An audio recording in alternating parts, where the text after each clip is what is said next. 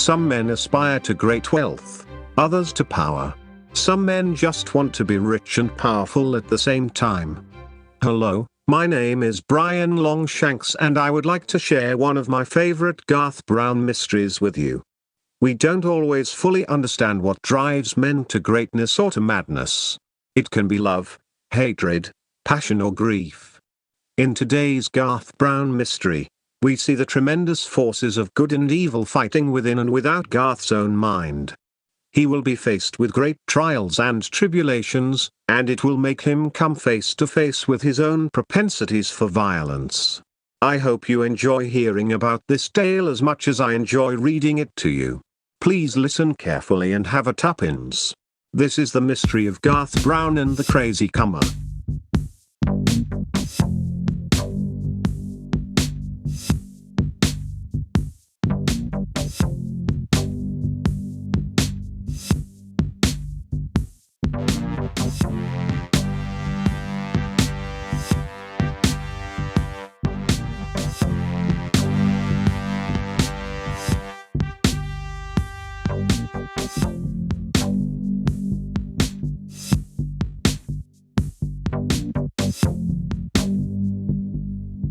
Chapter 1, A Cool Note.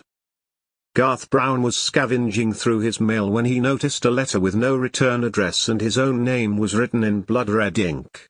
He opened the letter and it smelled of roses and blubber. He began reading. Dear Detective Garth Brown, I am requesting your presence at a small gathering of people I admire for their greatness. This gathering will be held on the third day in Shropshire at the community hall. We will sing songs and tell stories and we would love to hear of some of your solved cases. Yours truly, Lord Altromant. Garth's eyes began to swell up. He hadn't heard from his friend Lord Altromant in almost a decade. He then began sweating profusely for he hadn't solved many cases and wasn't very good at storytelling. He began packing and trying to figure out a story to tell this admirable group. Garth rehearsed and re-rehearsed exactly what he would say all the way to Shropshire. Once he arrived outside the Shropshire Community Hall, he stepped out of his carriage and felt so nervous that his bones were cracking and bending all on their own. He went up and opened the door. Lord Altromant answered and immediately grasped Garth around his chest and groped his shoulder blades. Garth, my boy, cried Lord Altromant.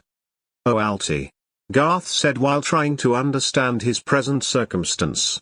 The two men entered the room and Lord Altromant began pointing out all the various guests who were all strangers to Garth Brown. That there is Shielding Scrickleston. He is a wise priest from the East, very experienced in the Eastern arts. And that over there, that is old Miser Glugoff. He is a former professor at the College of Dryadthropology. What is that? Dryadthropology? Questioned Garth. No. It's Dryadthropology, replied Lord Altromant. It's the study of bats' wings. Oh yes. Dryadthropology, Garth replied a little unconvincingly. And you see that woman over there cackling like an old crow? That is Princess Helena Souvienne. She is the one who made all this possible. She is a very wealthy and handsome woman and she. Lord Altromant's voice seemed to trail off into the distance for Garth noticed a very strange person and he could not take his attention away. Lord Altromant noticed this and said, Hoi Garth. I see you've noticed John Crimpson over there. He is a very strange man. Think nothing of him. Garth didn't think much of anything, but he was very amused by this man. He seemed to be going on about some crazy shit about criminal psychiatrogophomosis. A criminal wants nothing but power over others. It is their way of communicating with the universe that they are busting one too many, the man shouted as all his friends laughed. Garth slowly approached. La tua bars implicitum ombonosis. Et tua, et institutum, en et tutu emblem escrompacius. Garth said in a casual but thoughtful tone. All the nobles who were present stared at him. Aha! What do you know of the criminal mind? Asked John Crimpson. I am a detective, soon-to-be wizard-level detective. Garth replied. I'm sure we'd all be eager to hear of your experiences, cried Lord Altromant, who had become very gay. Garth quickly became flustered. He had forgotten all the fake stories which he had rehearsed and began frantically looking around the room. He saw the princess, he saw Lord Altromant, he saw John Crimson, and he saw old Miser Gluggoff. Garth was very scared.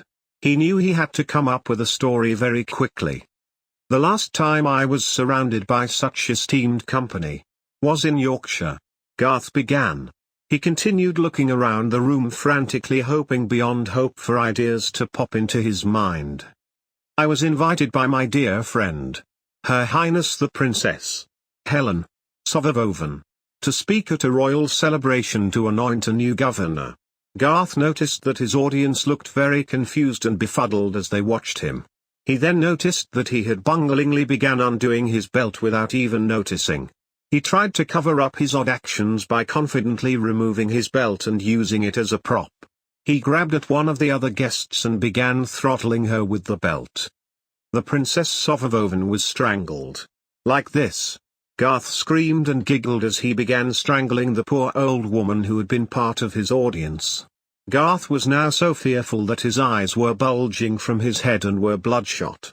His hands had become so very sweaty that the belt slipped from his grasp and the old woman fell to the ground gasping for breath. Oh yay! The princess has been murdered, cried a voice from the audience as he pointed to Princess Suvin's body, which lay in a heap in the corner, apparently having been poisoned. Thank the almighty Merlin, cried Garth, who had no idea what he would have said next had he not been interrupted. We must lock all the doors and windows and none must enter or exit the establishment, cried the head of security. Bogglery, cried Garth. I'm a detective and I shall be in charge of this investigation, or my name isn't Garth Brown. Or is it? Now Garth, if that is your real name, this is my jurisdiction and you are a suspect in this case. I cannot allow you full control of the investigation as it stands to reason, said the head of security, Humpus Gumpus. Humpus continued to address the crowd. Now then, I will question each of you individually, starting with this crazy comer Garth Brown. Chapter 2, Muddled and Befuddled. Garth Brown was grabbed by two big burly men and dragged into a small closet down the hallway. Once released, Garth began counting his fingers in the hope of better understanding his predicament. So, Mr. Brown, it isn't lost on me that your little story was eerily similar to the events of this evening. Do you mind explaining this to me? Humpus Gumpus asked. I will not confess, Garth cried. And it's Detective Garth Brown to you. I cannot have committed this crime, for I am a detective. Your little display of almost strangling poor old Martha Bradgett to death was highly suspect. I must insist that you cooperate with me on this or I shall have you locked up. Humpus Gumpus responded. Garth was a little confused. He had never been in such an odd situation in his life. I want my phone call, Garth insisted. Give him a phone, Brugget, said Humpus Gumpus. Don't go too far away, Garth. I have more questions for you later. Garth indignantly grabbed the phone from Brugget and ran into the attic. It was difficult for his large body to fit into such a tight space, but he made the best of it by twisting his legs over his shoulders. He used his toes to begin dialing his spiritual divisor. Hello? Said Minister Morphis. Hello Minister, it is Detective Garth Brown here. I've found myself in a bit of a hellbound situation and I need your devising. What has happened this time? Minister Morphis asked hopelessly. Well, I don't rightly know. I was strangling an old woman with my belt and telling stories when all of a sudden I was accused of killing the princess. Garth blurted out while trying to maintain his dignity. Well Garth. Shasa shash. I shasa shash. Garth, I think I'm losing you. Shasa shash shash, click. The call ended. Garth began to wonder. Had he done it? He certainly didn't think so. But had he gone into an outlandish spell? Fantastic. I've now killed a person and I haven't got a clue how. Garth thought to himself.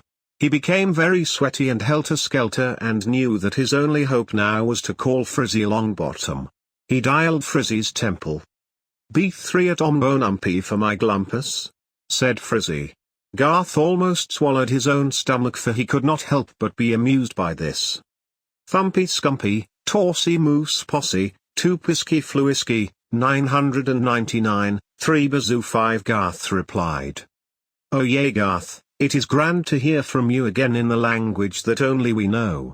What seems to be the problem?" Frizzy said in a voice so stunning that Garth thought twice about kissing the man.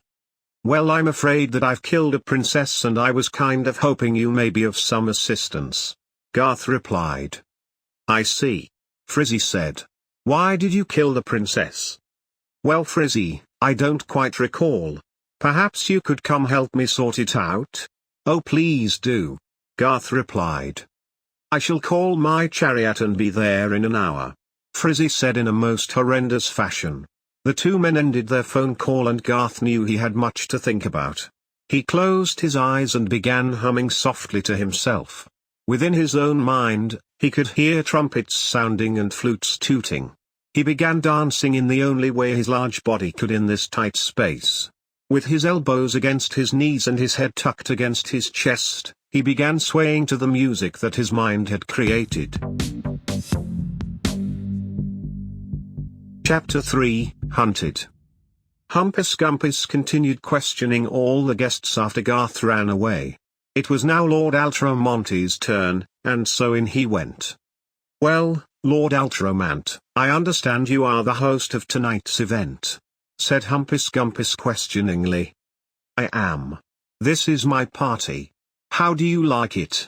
replied Lord Altromant. Humpus Gumpus looked back at him, but did not answer except with a twinkle in his eye. "Well, I wanted to ask you about Garth Brown. He seems like quite the suspicious character, I must say," said Humpus Gumpus. "How do you know him?" "We were schoolboys together in grade 8. He was the oldest in our class by about 6 years, so I would pay him to intimidate others," replied Lord Altromant. "But I'm afraid if you suspect him of this murder, I must disappoint you. He was with me the whole time. I pointed out the princess to him and 10 minutes later she was dead and he hadn't left my side." "Humphrey. Thank you for your time," replied Humpus Gumpus. Just then, Frizzy Longbottom arrived with a bang. His horses kicked the door down and in he rode on the finest of chariots. "Where is Detective Garth Brown?" said Frizzy. "He ran off to take a phone call. We haven't seen him for quite some time," replied Humpus Gumpus. "I understand you suspect him of murder?" Frizzy inquired. "Well, not anymore. He had an airtight alibi thanks to Lord Altromant, so he appears to be innocent," replied Humpus Gumpus. "Well, I must go and find him. He must be so lonely," cried Frizzy. An all-out manhunt began to look for Garth Brown, who seemed to have vanished. No one had seen or heard from him in hours and Frizzy was beginning to worry. Men and women were crawling all over the building and around the grounds screaming Garth Brown's name. Meanwhile, up in the very small attic, Garth had lost all feeling in 3 of his limbs and only had one leg and his right shoulder to move around with. He crawled around the attic like a great caterpillar until he found a large vent to slither around in. He giggled and slid his large body inside. On his way in he realized that his clothes wouldn't fit, so he removed them. He began crawling through the vents until he heard 2 voices. "Brugget! We must find Garth Brown. Where could he be?" cried Humpus Gumpus. "We've searched everywhere. Should we bring in the bloodhounds?" responded Brugget as both men exited the room. "Oh, my, flipstinks," whispered Garth to himself. "They think I did it." Garth leapt down into the room which Humpus and Brugget had just vacated. He began digging through a chest of drawers and found a skirt and some fancy leather gloves.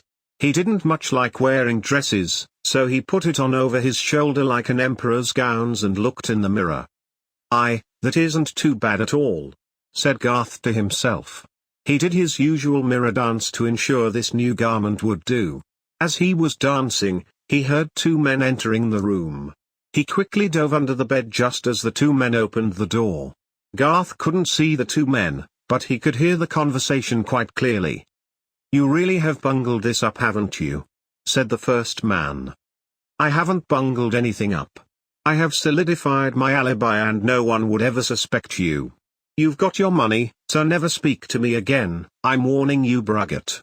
The second man responded as the two men exited. "Oh bilge, and I almost believed I was the killer." Garth thought to himself. "I must find Frizzy and explain my innocence." Garth grabbed his gowns at the knees to avoid tripping and tiptoed to the hallway. He peeked both ways before bolting to the next room. Once inside, he shut the door. He quietly stepped back from the door, very impressed with his sneaking. Garth started bending slightly and quietly stomping his feet very quickly and shaking with excitement until his gown fell to the floor. As he hurriedly bent down to pick it up, he turned to see Brugget on the floor, dead. Garth heard voices crying his name and quickly approaching. He grabbed the body and hopped into the wardrobe as the two men entered. It was Lord Altramant and Frizzy Longbottom. "I can't imagine why he would do this," said Frizzy. "We'll find him yet," said Lord Altramant. "I don't like this any more than you do." "Well, I never thought Garth would run off like this," responded Frizzy. As the two men exited to continue their search, Lord Altramant looked down at the floor inquisitively. Then they were gone. Garth quietly got out of the wardrobe. "Piminy Spricket. Frizzy has turned on me as well," said Garth to himself very quietly. Garth quickly pulled out Brugget's body from the wardrobe and searched through all his pockets hoping to find some coupons or peppermints. Instead, he found £10,000 and a note which read, "I warned you." Garth noticed the W was quite peculiar in the note and started shaking so hard with amusement that he started sneezing out blood which made him puke. This upset him and he started to cry. He smelled the note, and then ran away into a small closet and fell into a deep slumber. Chapter 4, Garth's New Fetish.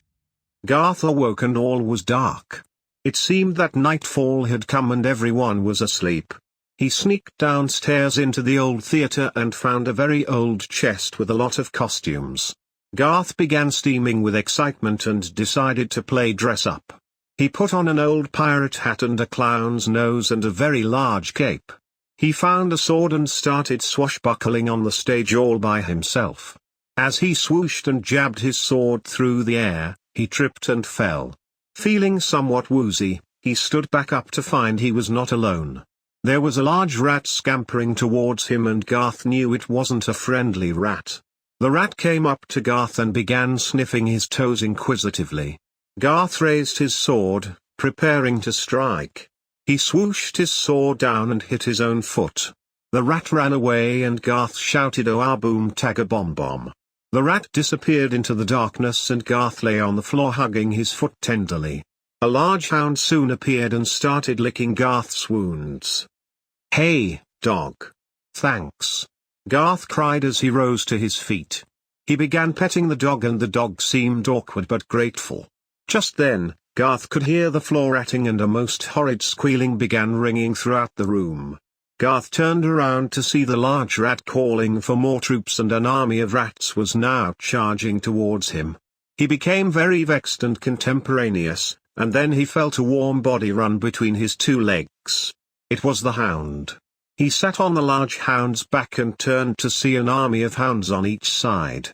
Garth became very heroic and turned to his troops. "We face a foe who would take our cheese and turn our tuppence into rat poop. I know we are all scared, but these rats are as scared as we are," Garth cried. "Woof, woof, woof, woof," his men shouted. Garth adjusted his clown nose, closed his eyes, and shouted, "Charge!" The two sides clashed. There were rats squealing and scampering this way and that, hounds heating rats whole, and Garth riding his steed with his sword singing through the air, and he slashed at the rats for what seemed like hours. Rats were dragging large mouse traps and reversing them into catapults, flinging small pebbles and old rotten cheese at Garth and his hound army. Soon, Garth came to the large rat leader and the rat sent his 2 best rats at Garth and Garth's steed devoured them in one gulp. Garth dismounted his hound, and walked cleverly towards the rat leader. The rat stood on its 2 back feet and seemed now to be almost 3 feet tall. It hissed and drew out its long tail, which had what seemed to be a piece of mouldy cheese with large nails attached at the end like a mace. Garth drew his sword and swung at the evil rat, and it pounced at him and scratched his stomach. Garth returned the blow by spitting in the rat's eyes, which sent it into a frenzy. Garth knew that no rat could survive such a dose of his powerful Tuppence-sodden saliva. The rat waved and quivered about until it let out its last breath. Garth turned to his hound army and said, "Oh comrades, the day is ours. Go back to your families and eat well like the good boys you are." The hounds looked at each other, then continued eating the rats. Garth returned to his closet and fell fast asleep. Chapter 5. The next morning Garth knew that he had a whole platoon of people hunting for him, but he now knew that he was innocent of the crime. He decided it would be best to lay low until he could find Frizzy, so he sneaked back into the attic and began slithering through the vents until he found him. "Well Frizzy, we've looked everywhere. I shall have to report this to my superiors," said Humpus Gumpus. "I understand," said Frizzy, and Humpus left Frizzy alone in the room. "Oh Garth, humping some pusha pop-up bongling trempos stipples. Where are you?" Frizzy sat down on the bed and began to cry. "Bomble tumble womble lemon to Mulworth.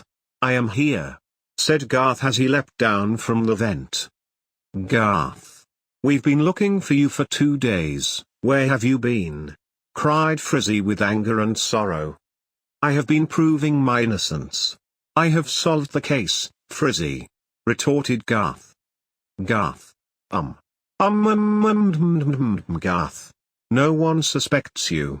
Garth began trying to compute what had just been said to him. "Poople goople whimper snapper jip jap killin tickle mops," Garth replied. "Yes," replied Frizzy.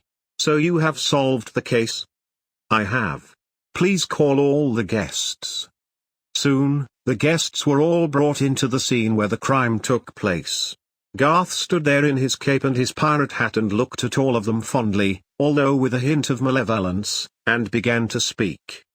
"When I received my invitation to this party from my dear friend, Lord Altromant, I knew not what to expect. I was very excited to come to this party. I am not often invited to parties. I am never invited to parties." Garth cleared his throat. "When the princess was murdered and I was first suspected of the crime, I decided to lay low. This was good thing for me.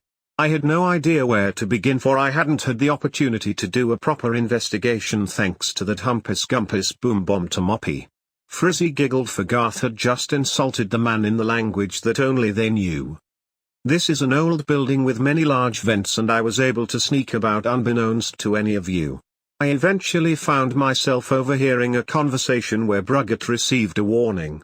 It was apparent that Brugget had been paid to do a deed for the other man, but I had no proof of what that could be."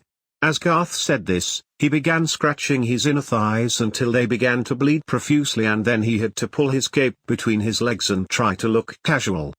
I later found poor Brugget's body dead and mangled in the next room. The damned fool didn't have any peppermints, but I did find this small note with very peculiar writing. You see, the W seems to be backwards. The whole audience gasped. I smelled the note and immediately felt very sleepy, for it was laced with poison. Fortunately I had found some cool gloves that saved my life, but poor Brugget was not so lucky. It was then apparent to me that he had aided and abetted in the murder of Princess Souvienne. I can think of only one man who could have committed this crime. Garth pulled out the note with the backwards W and showed the crowd. Each of you received a handwritten invitation to this party. Each of them contains the backwards W. It is the same backwards W that I saw written every day in my grade 8 classes. It was Lord Ultramant who laced the Princess champagne glass with poison. It was Lord Ultramant who established his own alibi by providing me with one, and it was Lord Ultramant who killed poor Brugget to tie up all loose ends. Frizzy started clapping and giggling fanatically. "You'll never catch me, Garth," Lord Ultramant cried as he lunged toward Frizzy with a knife in his hand. He grabbed Frizzy and held the knife to poor Frizzy's throat. Garth smiled gently and began hopping in the air and spinning round and round in circles. "Heave-ho, take this!" cried Garth as he spat across the room and right into Lord Ultramant's eyes. Lord Ultramant fell to the ground and the audience cheered.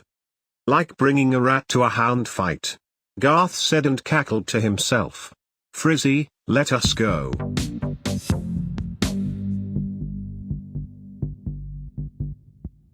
We can't always see the light at the end of the tunnel, but with a little help from our friends and the wisdom that only dogs and tuppence can truly provide, we can always find it in the end.